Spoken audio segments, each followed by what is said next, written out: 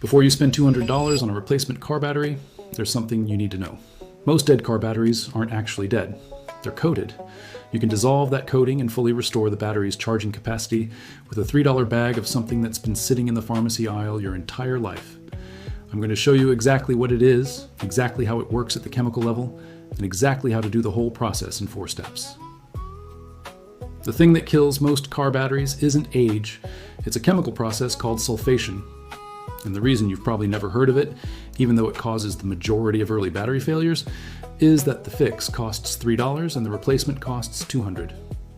A standard lead-acid car battery works through a reaction between lead plates and sulfuric acid. When you draw power from the battery, lead sulfate forms on the surface of those plates as a normal byproduct of discharge. When you recharge, most of it dissolves back. That's the cycle the battery was designed for. The problem starts when the battery sits partially discharged, even for a few days, and the lead sulfate doesn't dissolve. Instead, it hardens. It turns from a soft, reversible film into dense crystalline deposits that physically block the lead plates from reacting with the electrolyte. That hard layer is sulfation, and that's what's sitting on the battery you're about to replace. A sulfated battery can test completely normal on the voltage test at an auto parts store. Most roadside battery tests measure voltage. Sulfation doesn't reduce voltage, it reduces capacity. The battery shows 12.6 volts, tests within spec, and still dies on a cold morning because the plates are fouled. You walk out with a $200 replacement. The old battery gets recycled. The one on the shelf has the exact same vulnerability built in from day one. Here's the mechanism. Epsom salt is magnesium sulfate. When you dissolve it in distilled water and add it to a battery's cells, it does 2 things at once. First, it restores electrolyte density. Most batteries lose water through evaporation and off-gassing over years of use, and low fluid levels concentrate the acid and accelerate sulfation. Second, the magnesium sulfate changes the ionic balance of the electrolyte solution. That shift creates a chemical environment where a slow, low-current charge can dissolve what a standard fast charge cannot reach. The hard sulfate crystals begin to break down over an extended charge cycle in a way they simply can't when the electrolyte is depleted. Most car batteries don't fail, they foul. The same chemistry that fouled them reverses the fouling for $3. This is the same principle behind industrial battery reconditioning, used on forklift battery banks, golf cart systems, backup power arrays. The industrial version uses EDTA, a chelating agent that actively binds to lead molecules. Epsom salt is slower, gentler, and about 200 times cheaper. It won't save every battery. A battery with a shorted cell, cracked plates, or physical damage is gone regardless. But sulfation drives the majority of car battery failures before year 5, and on those batteries, this works. Here's what you need. Epsom salt, any pharmacy or grocery store, about $3. Distilled water, not tap. Tap water carries dissolved minerals that contaminate the electrolyte. About $1 at any grocery store. And a battery charger with a low or trickle setting. 2 amps or less. If your charger has a recondition or desulfation mode, set that aside. There's a reason to use it, and we'll get there. First, work outdoors or in a ventilated space. Battery electrolyte is dilute sulfuric acid. Wear gloves, keep baking soda nearby. It neutralizes acid spills on contact. The battery generates hydrogen gas during charging. No open flames near the work area. Remove the battery from the vehicle. Most car batteries have removable vent caps on top, small plastic plugs, usually 6 of them. If yours has a sealed or maintenance-free label, check the edges carefully for a removable strip.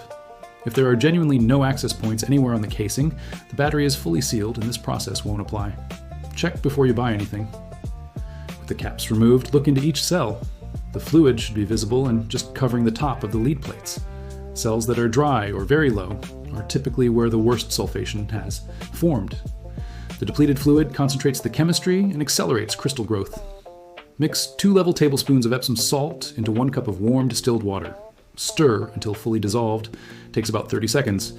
Using a turkey baster or a syringe, slowly fill each cell to just above the plates, not to the top of the casing, just covering the plates by roughly a 1/4 inch. Replace the vent caps loosely. They need to breathe during charging. Connect the battery to your charger at the lowest possible setting. 2 amps. The slow charge is not a suggestion, it's the actual mechanism. A fast charge pushes current through the sulfated plates without giving the ionic solution time to work on the crystals. A slow charge over 12 to 24 hours creates sustained low-level electrochemical activity right at the plate surface. That's when the Epsom salt solution earns its $3, dissolving what was previously locked in place. A lot of people try this and declare it doesn't work after 6 hours. The process needs at minimum 12 hours, and many batteries won't show meaningful capacity recovery until after a full discharge and recharge cycle following the initial slow charge. Do the full 24-hour slow charge, then run a small load on the battery for a few hours to partially discharge it, and then slow charge again. That second cycle frequently unlocks recovery the first cycle started but didn't complete. After the process, take the battery to any auto parts store for a load test. Not a voltage test, a load test, which measures cold cranking amps under actual electrical draw.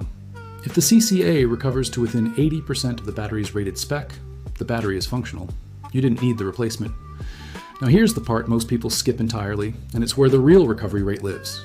If you have access to a smart battery charger, brands like NOCO, Battery Tender, or Optimate make them for under $40, look for a recondition or desulfation mode.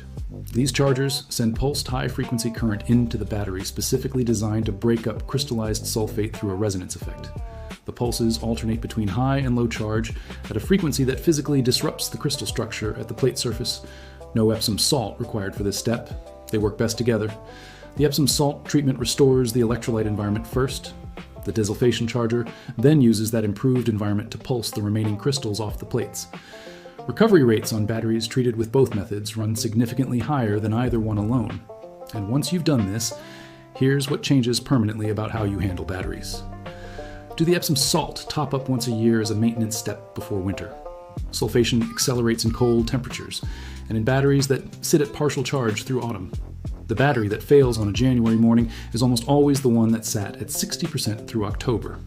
One annual treatment and a trickle charge before the cold sets in will push a battery's working life past 7 years. Most people replace theirs at 3. The math is simple. A $3 bag of Epsom salt versus a $150 to $200 battery replacement, done once a year on any flooded lead-acid battery you own. Your car, your truck, your boat, your tractor, your backup power bank. The chemistry is identical across all of them. The cost is the same. $3? One afternoon. The parts store doesn't need to know. If this saved you a trip, share it with someone staring at a dead battery right now. See you in the next one.